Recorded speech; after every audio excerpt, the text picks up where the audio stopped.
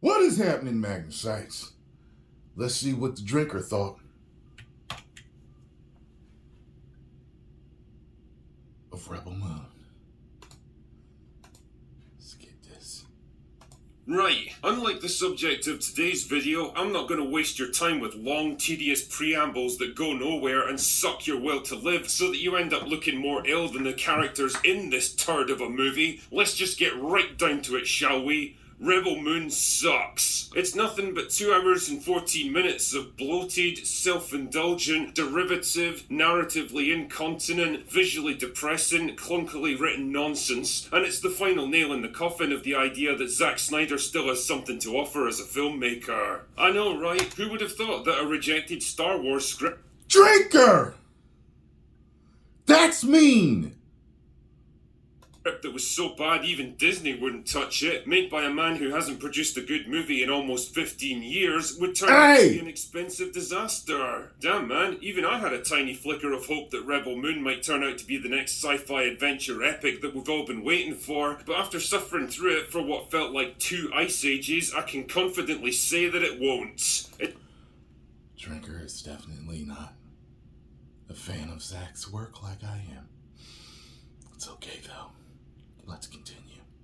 Instead of learning from all the criticisms and mistakes swirling around his previous movies, Snyder somehow decided to double down on all of his worst tendencies as a filmmaker for this one. And the end result is a movie that's crushingly unoriginal and boring, desperately aping the structure and setup of Star Wars, but with every ounce of personality and fun stripped away. So fuck it, let's just get this over with, shall we? Rebel Moon takes place in a galaxy far, far away, dominated by a conflict between an evil tyrannical empire that controls most of the major systems, and a small but growing resistance movement on the outer rim determined to win back their freedom. Our protagonist, on the other hand, lives a simple life as a farmer on an obscure planet far removed from the conflict. Well, that is until one day when the Empire shows up and demands resources from them, forcing her to venture out from her sheltered life in search of someone who can lead her to the resistance. Soon her journey brings her to a local spaceport, a wretched hive of scum and villainy if you ever saw one, where she hooks up with a handsome rogue who agrees to take her off the planet. But it's not long before her efforts attract the attention of the Empire, who hope to use her as a means of finding the resistance so they can use their giant orbital superweapon to crush them for good. Something very familiar about all this. Oh my goodness, Zack, however do you come up with these original ideas? If I had to sum up Rebel Moon in a nutshell, I'd say it's Star Wars crossed with the Magnificent Seven, with all the fun, energy, wonder, and joy sucked out of it. It's never a film seen the without a Magnificent distinct personality or a soul, or even a valid reason for its own existence. It really is Zack Snyder's idea of what a space opera should look like, and it's just as bleak, grim, washed out, humorless, and grindingly slow as you'd expect. For a start, none of the characters have got anything even resembling a personality. Pretty much everyone's serious, subdued, stoic, and emotionally closed off. Really, they're nothing more than their predetermined archetypes. The disgraced general, the mysterious swordswoman, the untrustworthy... He's going in more than Nerdrotic did. Jesus Christ. You know what? When I was going through reviews, I noticed, I kept running into more... that, I keep getting suggestions on videos for, videos to watch on YouTube. And every time, they're like a bad review. I'm like, Jesus Christ. I'm like, how many people didn't like this? I'm like, I've seen some good reviews, but I'm like, did I see more bad reviews than good reviews? And that's why I'm getting recommended more bad reviews? Or are there just more bad reviews? Because I'm hearing it actually did well on Netflix. And, I saw a little advertisement. It's the #1 movie in the world. So, I don't know. For me, like I told you guys, it was in the middle. However, when I was watching it, I saw certain things and I was like... Nerdrotic and Drinker are going to tear this apart for this. And I just knew it was coming. and they're far less forgiving than I am. They're more cutthroat, if you will, than I am when giving reviews. If they don't like something, Like, if I don't like something, you guys still know that I'm actually kind of nice about it. Well, back to the assassination. Smuggler, the exiled prince, and the wide-eyed farm boy. Jesus, even Cora, the main character, is your typical brooding ex-military operative with a dark past who just so happens to have a massive personal connection to the main antagonists. I know this because she straight up tells us her entire life story with a couple of excruciating monologues that go on forever and sound like they were written by a 12-year-old fanfic author. There's even a random droid voiced by Anthony Hopkins of all people who totally isn't trying to be C-3PO and who literally runs away about 30 minutes into the film and is never seen again. Well, one thing I gotta say about the whole thing, and I think I said this when I was looking at the Nerdrotic one, like, it was meant to be a Star Wars movie. So I think a lot of the things that were kept in there, here's my feeling, it's that he kept certain things in there to keep the familiarity of Star Wars in there. So it's like, yeah, it's like, it sounds like a Star Wars story, or it sounds like, yeah, you got this from Star Wars, or whatever. It's like, yeah, that's what it's meant to be. That's what it felt like to me. And I know some people are just like, they feel like it's a bad imitation or a cheap imitation or just an imitation. But it's like, well, he wrote it for the Star Wars universe. So that's what I feel about that. You know what I mean? Like, you know, like, I don't see it as a C-3PO ripoff, but what I see it as is, if he had made a Star Wars movie, if they had okayed it, greenlit it, then that would have been probably a C-3PO-esque droid like we've seen in other movies. You get what I'm saying with that? So that's all. That's what he's called.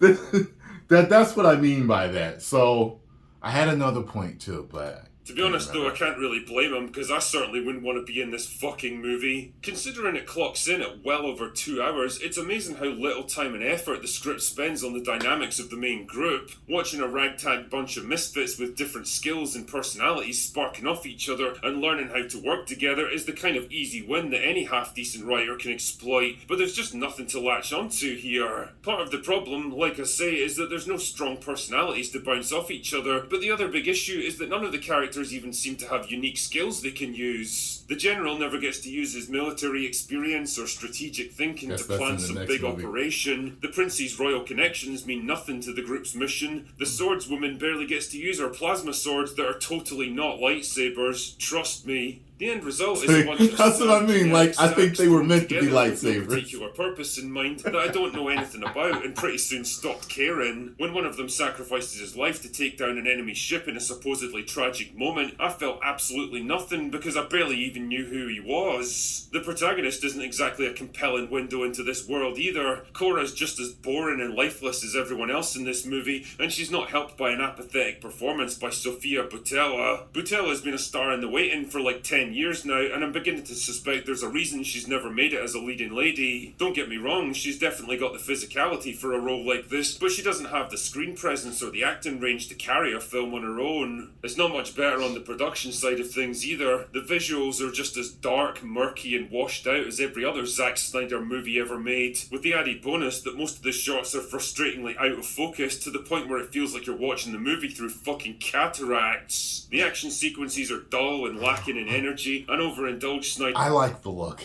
I do. But I've liked the look of Zack's films forever. So it's like, you know, I don't mind the dark and gritty.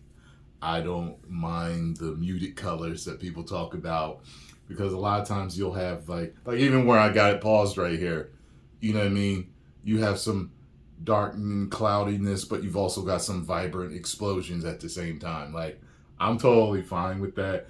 I was fine with it in what was it, the zombie movie, not Dawn of the Dead, the other one. Why can't I think of it right now? But people were talking about how it was blurry, and I don't know. I like it. It's like the pole portrait thing, the portrait view that I'm using right now. Maybe that's why I liked it so much. I was like, hey, maybe subconsciously I was like, it looks like a Zack Snyder film. That's why I'm gonna keep using this filter right here. You know what I mean? But Jesus Christ, he's going in. Snyder's obsession with slow-mo shots at the most inappropriate times. And considering so much And I of the love combat is slow-mo. up close and personal, the film's weirdly bloodless and neutered. I've never seen a slow-mo shot that I've had a problem with. Way back when I discovered John Woo, all the way up to Zack Snyder, I love slow-mo, and slow-mo never bothers me. And I can't wait to see, I really want to see the 3-hour rated R one that it's supposed to be, because I feel like he had his legs cut out from him just to make a 2-hour PG-13 cut. But I mean, a lot of people are loving it. You know, I've been all over online, Twitter, and I'm like, a lot of people are liking it, but I just, like I said, it's in the middle for me, and I'm just like, I want to see what his real vision was. Because I told you guys, look, me and Uchi Nawari were real cool. He used to be on Geeks and Gamers, and, both me and, him have had a chance to speak to Zach on several occasions. But when he told me he talked to Zach one day, and he told me that he had told him about a dark Star Wars movie that he had written. And he was like, yo, you got to ask him about it. Yo, it's crazy. So the fact that Uchi said that, I'm like, I got to see this 3-hour rated R one, because that's apparently the true vision. You know what I mean? So, but when I did see it, I knew, because I can always step out from myself. You know what I mean? Like, I can be a fan of something, but also watch it and be like, I like this, but I bet you a bunch of people are going to have a problem with this and this and this in the movie and that. And that's what I'm saying. That's kind of like how it is. You know what I mean? So You get the impression he wanted to do a much more gritty and violent kind of movie, but he was forced to hold back to get that all-important mass market appeal. Don't worry, Zach, nobody's going to watch this film anyway. Ultimately, told you, if Star even Wars he was knows a it. doorkeep enthusiastic teenager eager to have a game of D&D with you, then Rebel Moon is his moody, emo brother, desperately trying to replicate what he thinks is cool and edgy, but with no real personality of his own. It's a film that lacks its own sense of identity and fails to inspire any sense of fun or adventure made by a man completely unsuited to the task he's given himself. I tell you this, if people are really liking that, liking this on Netflix, then I'm assuming people are going to absolutely love the 3-hour cut. You know what I'm saying?